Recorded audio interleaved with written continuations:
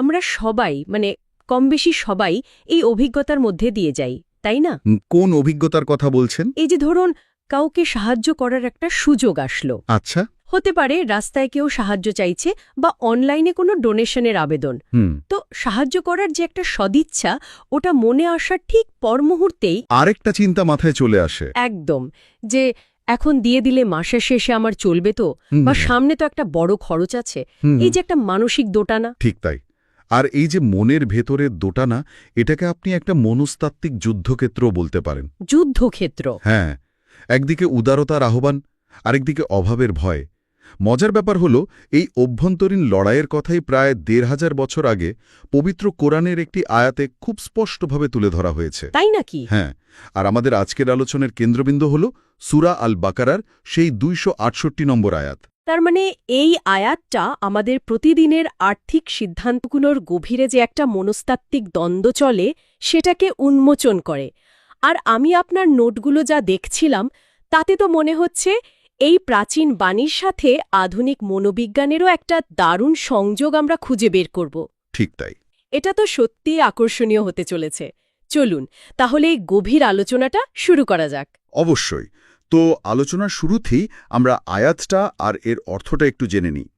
আয়াতটি হল সূরা আল বাকারার ২৬৮ নম্বর আয়াত। প্রথমে আমি এর আরবি উচ্চারণটি বলছি, যেমনটি আরবরা বলে থাকেন। আশ-শাইতানু ইয়াইদুকুমুল ফাকরা ওয়া ইয়া'মুরুকুম বিল ফাহশা ওয়াল্লাহু ইয়াইদুকুম মাগফিরাতাম মিনহু ওয়া ফাদলা ওয়াল্লাহু ওয়াসিউন আলিম। এবার আমি এর একটা সরল বাংলা অনুবাদ বলছি। আয়াতটির অর্থ হল, শয়তান তোমাদের দরিদ্রতার অভাবের ভয় দেখায় এবং অশ্লীল কাজের নির্দেশ দেয়, আর আল্লাহ তোমাদের তার পক্ষ থেকে ক্ষমা ও অনুগ্রহের রিজিক বৃদ্ধির প্রতিশ্রুতি দেন। আল্লাহ প্রাচুর্যময় ও সর্বজ্ঞ। এই অনুবাদটা শোনার পরেই কিন্তু মূল দ্বন্দ্বটা স্পষ্ট হয়ে যায়। হ্যাঁ, একদিকে ভয় আর অশ্লীলতা, আর অন্যদিকে ক্ষমা আর প্রাচুর্য, দুটো সম্পূর্ণ বিপরীতধর্মী প্রতিশ্রুতি। আচ্ছা, এই আয়াতটা তো নিশ্চয়ই কোনো প্রেক্ষাপট ছাড়া আসেনি। কোরআনের আয়াতগুলো তো সাধারণত কোনো ঘটনা বা প্রশ্নের উত্তরে নাজিল হতো। এর পেছনের প্রেক্ষাপটটা কি ছিল? খুব গুরুত্বপূর্ণ একটা প্রশ্ন। দেখুন, এই আয়াতের প্রেক্ষাপট বুঝতে হলে ঠিক এর আগের অর্থাৎ ২৬৭ নম্বর আয়াতটা দেখতে হবে। আচ্ছা। সেখানে আল্লাহ বিশ্বাসীদের নির্দেশ দিচ্ছেন, তোমরা যা উপার্জন করো এবং আমি যা ভূমি থেকে উৎপন্ন করি তা থেকে উৎকৃষ্ট বস্তু দান করো। উৎকৃষ্ট বস্তু সবচেয়ে ভালো জিনিসটা? একদম। এখানে মূল শব্দটাই হলো উৎকৃষ্ট। ও, তার নিজের সবচেয়ে প্রিয় জিনিসটা দান করার কথা বলা হচ্ছে। আর সেখানেই তো আসল পরীক্ষাটা হয়। পুরনো বা অপ্রয়োজনীয় জিনিস দান করা তো তুলনামূলকভাবে সহজ। ঠিক ধরেছেন। যখনই কোনো মানুষ তার সবচেয়ে ভালো বা প্রিয় জিনিসটা দান করতে যায়, ঠিক তখনই তার মনে একটা তীব্র প্রশ্ন আসে, আরে এটা দিয়ে দিলে আমার কি হবে? হ্যাঁ, ভবিষ্যতে যদি আমারই দরকার হয়, যদি অভাব দেখা দেয়। মানুষের এই বিশুদ্ধ সদিচ্ছার মুহূর্তে যে ভয়টা কাজ করে, সেই ভয়টা আসলে কোথা থেকে আসছে, সেটাই আল্লাহ এই ২৬৮ নম্বর আয়াতে পরিষ্কার করে দিচ্ছেন। তার আল্লাহ জানাচ্ছেন যে এই অভাবের ভয় শয়তানের পক্ষ থেকে আসা একটা কুমন্ত্রণা। এক্স্যাক্টলি, এটা একটা ওয়াসওয়াসা। তার এটা আমাদের মনের ভেতরের একটা লড়াইয়ের সরাসরি ধারাভাষ্য।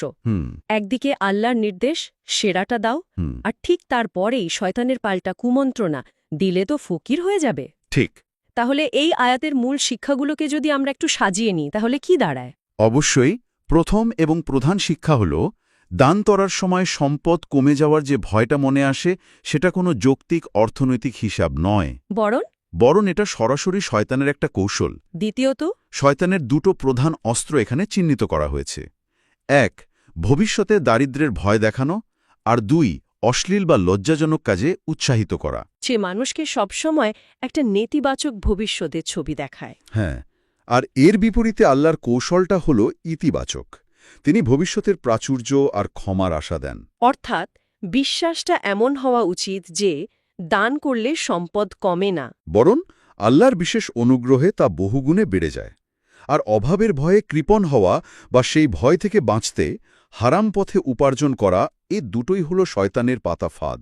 আচ্ছা, চলুন এবার আয়াতের প্রতিটি অংশকে আরেকটু গভীরভাবে বিশ্লেষণ করি।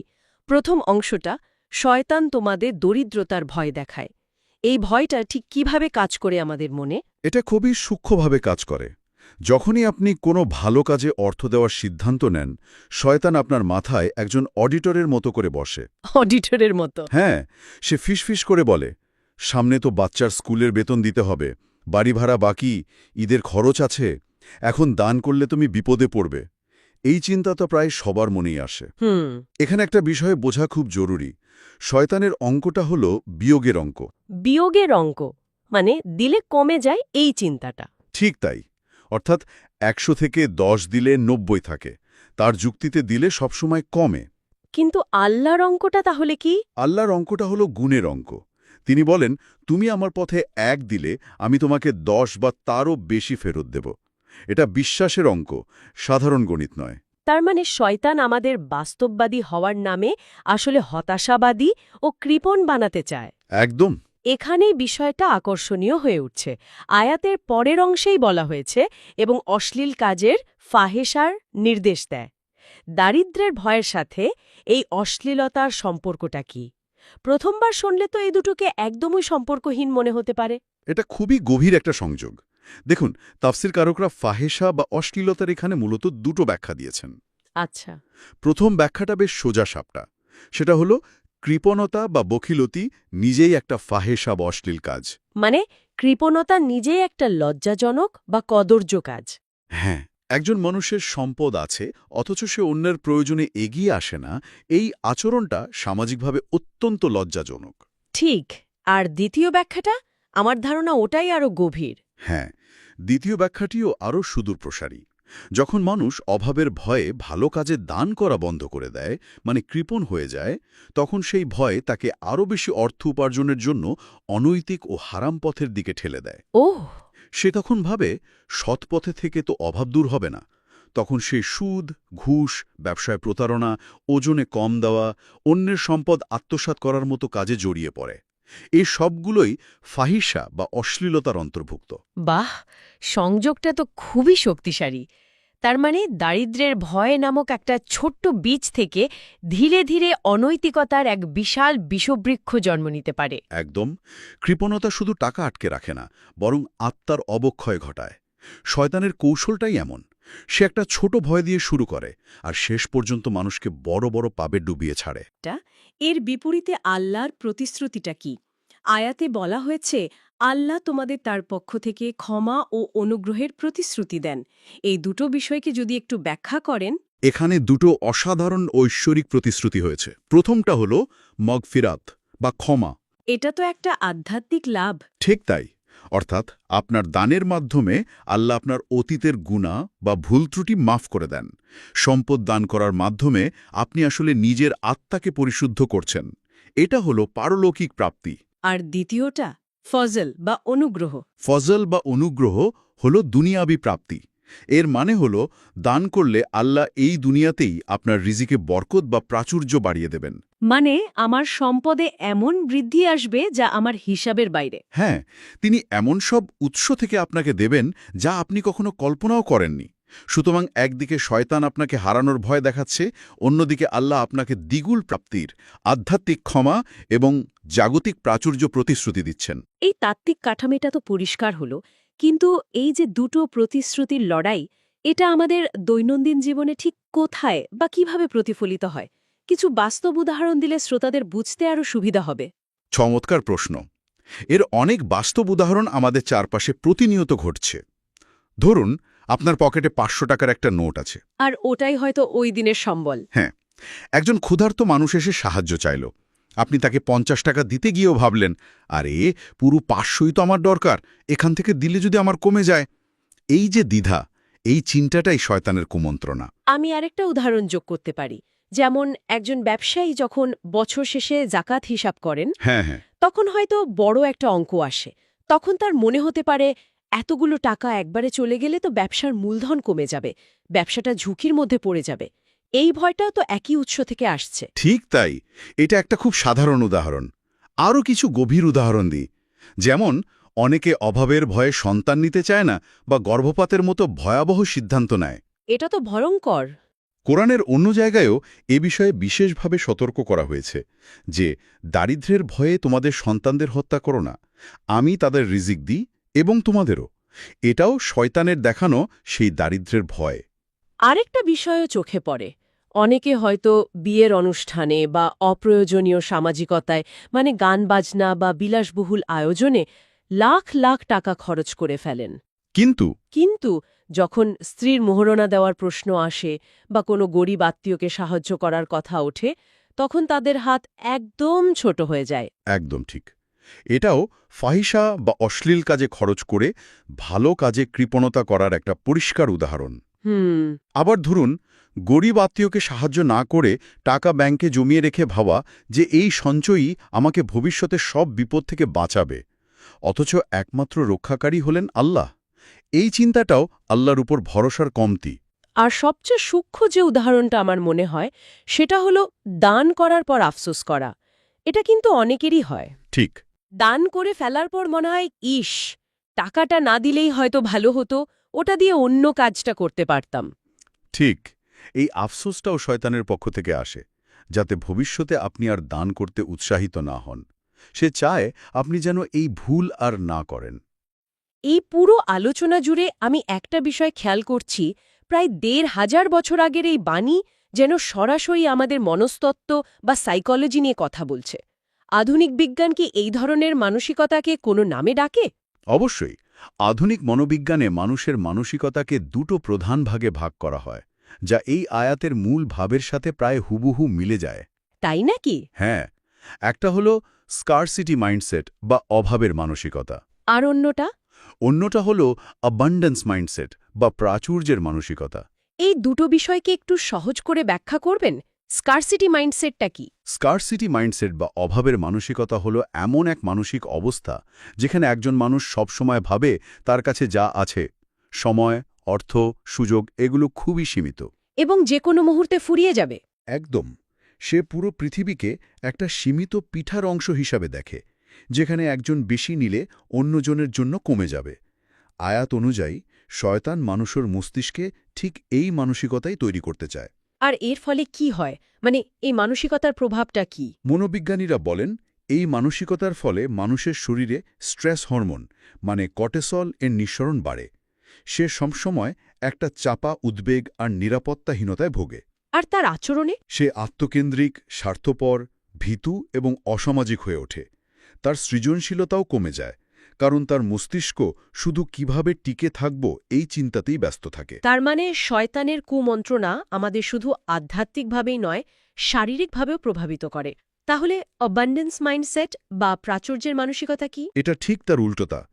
এই মানসিকতার মানুষ বিশ্বাস করে যে জগতে সম্পদ বা সুযোগের কোনো অভাব নেই, আল্লাহর ভাণ্ডার অসীম। সে বিশ্বাস করে যে দিলে কমে না, বরং নতুন সুযোগ তৈরি হয় এবং সবার জন্যই যথেষ্ট পরিমাণে রয়েছে। আয়াত অনুযায়ী আল্লাহ মোমেনকে এই মানসিকতাই দিতে চান। তার ফলে এর ফলে মানুষ মানসিকভাবে প্রশান্ত, উদার, সৃজনশীল এবং সুখী থাকে। যখন আমরা নিঃস্বার্থভাবে দিই, তখন আমাদের মস্তিষ্কে অক্সিটোসিনের মতো ভালো লাগার হরমোন নিঃসৃত হয়। তার মানে এই মানসিকতার মানুষ অন্যকে সাহায্য করতে ভয় পায় না, কারণ সে জানে তার উৎস সীমিত নয়, বরং এক অসীম সত্তার সাথে যুক্ত। তাহলে এই যে ঐশী বাণী আর আধুনিক মনোবিজ্ঞানের এই মেলবন্ধন, এটা আমাদের কি শিক্ষা দেয়? এটা আমাদের শেখায় যে এই আয়াতটি কেবল একটি ধর্মীয় উপদেশ নয়, এটি একটি উন্নত ও সুস্থ জীবনযাপনের মনস্তাত্ত্বিক ফর্মুলাও বটে। ঠিক তাই। আল্লাহ আমাদের একটি অ্যাবান্ডেন্স মাইন্ডসেটের দিকে আহ্বান করছেন, যা আমাদের মানসিকভাবে সুখী ও সফল করবে। অন্যদিকে শয়তান আমাদের স্ক্যারসিটি মাইন্ডসেটের ফাঁদে ফেলতে চায়, যা আমাদের উদ্বিগ্ন ও স্বার্থপর বানাবে। তাহলে এই পুরো আলোচনা থেকে আমরা কি সিদ্ধান্তে আসতে পারি? আমাদের জন্য চূড়ান্ত শিক্ষণীয় বিষয়গুলো কি? এই গভীর আলোচনা থেকে আমরা কয়েকটি চূড়ান্ত শিক্ষা নিতে পারি। প্রথমত, দানের হাত গুটিয়ে নেওয়া মানে কেবল কিছু টাকা বাঁচানো নয়, এটা আসলে শয়তানের কৌশলের কাছে হেরে যাওয়া। এটা একটা আর্থিক সিদ্ধান্তের চেয়েও বড়, এটা একটা ঈমানি পরাজয়। একদম। দ্বিতীয়ত, যখনই আমাদের মনে অভাবের ভয় বা কৃপণতার চিন্তা আসবে, তখনই আমাদের সচেতন হতে হবে, বুঝতে হবে যে শয়তান আশেপাশে আছে এবং তার কুমন্ত্রণা শুরু হয়েছে। হ্যাঁ, সেই মুহূর্তে আল্লাহর কাছে শয়তান থেকে আশ্রয় চাওয়া উচিত। যেমন আউযুবিল্লাহি মিনাশ শাইতানির রজিম পড়া। তৃতীয়ত, আমাদের নিজেদেরকেই চূড়ান্ত প্রশ্নটি করতে হবে, আমরা কার ওয়াদা বা প্রতিশ্রুতিকে বিশ্বাস করব, শয়তানের কমিয়ে দেওয়ার ভয়কে নাকি আল্লাহর বাড়িয়ে দেওয়ার ক্ষমা ও অনুগ্রহের ওয়াদাকে। এই সিদ্ধান্তটা সম্পূর্ণ আমাদের। আর চতুর্থত, মনে রাখতে হবে যে কৃপণতা একটা বিচ্ছিন্ন পাপ নয়। ঠিক, এটি একটি প্রবেশ পথ যা ধীরে ধীরে মানুষকে সুদ, ঘুষ, প্রতারণার মতো বড় বড় হারাম বা অনৈতিক কাজের দিকে ঠেলে দেয়। এবং সবশেষে সম্ভবত সবচেয়ে গুরুত্বপূর্ণ শিক্ষা হল আমাদের রিজিক বা জীবিকার প্রকৃত মালিক আমাদের ব্যাংক ব্যালেন্স, সম্পত্তি বা চাকরি নয়, স্বয়ং আল্লাহ। এই বিশ্বাসটি সব ভয়ের ঊর্ধ্বে আমাদের তুলে ধরতে পারে। এক কথায়, ভয় পেয়ে টাকা জমানোর চেয়ে আল্লাহর উপর ভরসা করে তার পথে খরচ করার মধ্যেই প্রকৃত মানসিক প্রশান্তি ও জাগতিক প্রাচুর্য নিহিত। আজকের আলোচনা আমাদের একটি গভীর চিন্তার সামনে দাঁড় করিয়ে দেয়। আমাদের আর্থিক সিদ্ধান্তগুলো, বিশেষ করে দান করা বা না করার মুহূর্তগুলো, কেবল অর্থনৈতিক হিসাব নিকাশ নয়, বরং এটি আমাদের বিশ্বাসের গভীরতা, আমাদের মানসিকতার ধরন এবং এক অদৃশ্য আধ্যাত্মিক লড়াইয়ের প্রতিচ্ছবি। তাই পরবর্তী সময়ে যখন কাউকে সাহায্য করার সুযোগ আসবে এবং মনে সামান্যতম দ্বিধা বা ভয় কাজ করবে, তখন নিজেকে একটা প্রশ্ন করার সুযোগ থাকবে। আমরা কি অভাবের সেই ক্ষীণ কণ্ঠস্বরটি শুনব যা আমাদের ছোট ও স্বার্থপর করে তোলে, নাকি প্রাচুর্যের সেই ঐশ্বরিক প্রতিশ্রুতির উপর আস্থা রাখব যা আমাদের হৃদয়কে বড় করে এবং আত্মাকে পরিশুদ্ধ করে? এই ভাবনাটিই রইল সবার জন্য।